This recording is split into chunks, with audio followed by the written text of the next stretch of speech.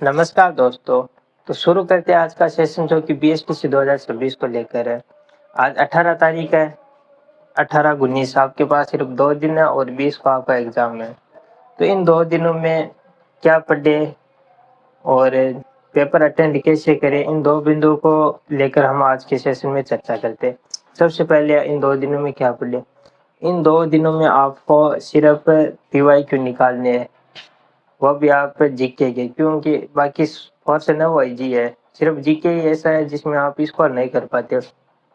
इसमें आपको जैसे मोस्ट इम्पोर्टेंट टॉपिक है जिनसे हर बार 2 या 3 क्वेश्चन हर टॉपिक से उठता है। जैसे मान लो 1857 की क्रांति हो गई, लोक देवता, लोकगीत, लोक नृत्य, लोक नाट्य, फिर एकीकरण हो गया, और भूगोल में जैसे भौतिक प्रदेश, जलवायु, मिट्टी, इनसे फिक्स क्वेश्चन उठने हैं। तो आप इनके ना PYQ निकालो इन 2 दिनों में। बाकी आप कुछ मत पढ़ो, क्योंकि यह है कि जीके आपको हमेशा डाउन रखता है। बाकी सब्जेक्ट तो अच्छे खासे होते हैं और उनमें स्कोर भी बहुत शानदार हो सकता है।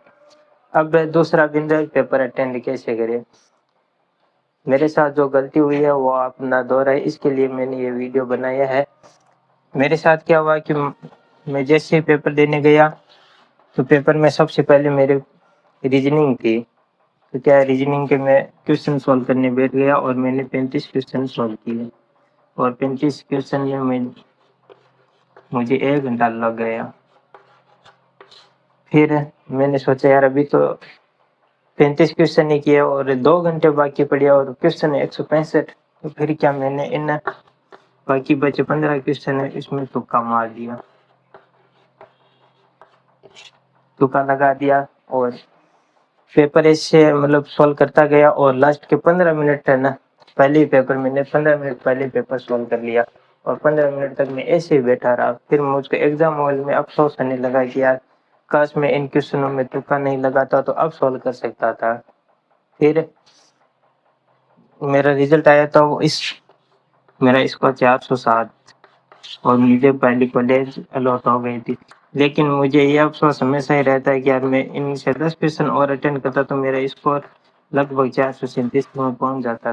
तो आप इन छोटी मोटी गलतियों को न दोहराइए, क्योंकि मैंने ये गलतियां इसलिए की क्योंकि मैंने उस समय 12th का एग्ज़ाम दिया था और फिर BSTC का फॉर्म भर दिया, और उस समय मोटा मोटी फॉर्म भरने के बाद 2.5 महीने बचे थे मेरे पास, और 2.5 महीनों में मैंने अच्छी तैयारी की थी इसकी। लेकिन प्रॉपर एक एग्ज़ाम हॉल वाली वो रणनीति नहीं थी मेरे पास, इसलिए मैंने सबसे पहले मैं रीजनिंग को सॉल्व करने बैठ गया। और हालांकि सिलेक्शन हो गया था, लेकिन वो एक सटीक रणनीति नहीं थी, इसलिए मतलब जो स्कोर मैंने सोच रखा था वो स्कोर नहीं कर पाया। अब आपको पेपर कैसे अटेंड करना है, तो आप सबसे पहले है ना हिंदी और इंग्लिश ये वाला पोर्शन आपको सबसे पहले यही सॉल्व करना है और आप इसमें अच्छा कर सकते हो। फिर आप टीचिंग एप्टीट्यूड यानी शिक्षण अभिरुचि वाला पोर्शन सॉल्व करें। 3 नंबर आपका ना वो जीके का पोर्शन। फिर सबसे लास्ट में रीजनिंग सॉल्व करनी है। रीजनिंग इसलिए लास्ट में सॉल्व करनी है कि रीजनिंग के लिए आपको लास्ट में अच्छा खासा टाइम बच जाता है, और रीजनिंग एक ऐसा पोर्शन है इसमें जिसमें आप 50 में से 50 क्वेश्चन आप एकदम राइट कर सकते हैं अगर आपकी रीजनिंग में पकड़ हो तो।